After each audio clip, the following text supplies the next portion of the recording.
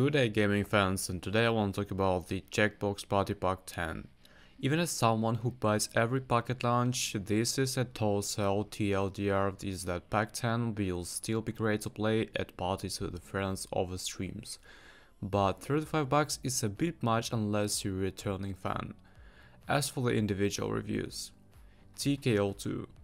The fan favorite returns with better drawing tools, better customization, the ability to redraw someone else's art, but unfortunately this was a final round that asked player to better mesh on what they think should win instead of a typical voting system. At the end of the day, it's still Tee K.O at its core, which is a great drawing game.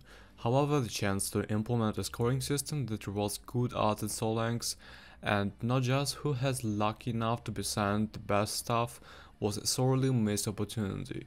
3 out of 5. Timejinx, a trivia game solely fixated on questions about the specific year of the era certain events happened. Restrictive on paper, but they do a great job keeping things fresh by constantly changing up the format of the questions. Unlike trivia multiple of the Fibbage, Timejinx is straight trivia with no other elements player can excel at. If you like trivia, then this is a very well placed game, but there's a little else on offer if trivia isn't your thing. 3 out of 5. FixyText. You're all sent a message on the screen, which players often ignore forget, and then on your device you all simultaneously write a response to said message. Beyond other players voting for what was they liked the most, there's essentially no structure to this game. It goes on for 3 rounds with no gimmicks to shake things up, and the end result is always unintelligibly walled salad. Even the game's great presentation can't salvage what is the equivalent of 4 people all jumping in a public Google Docs and hammering away on their keyboards. 1.5 out of 5. Dodo Re Mi. If there's any game worth buying pack 10 for, it's this.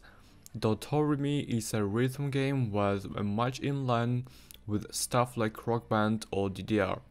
There's an impressive number of songs, a great variety of instruments, the music itself is super solid, and the ingenious tap tap tap sync system occurs. All players will always be in tune with the music even on streaming. Dodo Re Mi is so good it could be sold as its own standalone title. 5 out of 5. Hypnotorious. Easily the most complicated in the pack. This is a social deduction game where you assigned a secret role, like astronaut or Olympic driver, and need to deduce who else is your assigned group. There's a single outlier each round that will not fit in the other assigned groups. The inclusion of the outlier is why players shouldn't flat out state who they are, since the outlier could be you. And if that's the case, you need to realize that ASAP so you can blend it afterwards. A very interesting concept, albeit poorly paced. And players who don't answer or answer Joki's ambitions are actually rewarded since it reveals nothing about themselves, whilst they take in all the information of their opponents. 2.5 out of 5. The Jackbox Party Pack 10 might be the most experimental pack to date, and in the case of Dodo Re Mi, that risk was definitely worth it. Regrettably, that's one home run in a pack that is otherwise a bit raw. My friends and I love playing Jackbox, so I still can't see myself boating these up plenty for the next couple of weeks. But given a few months, the only games I can see myself revisiting is Dodo Re Mi and maybe Hypnotorious for its intriguing premise.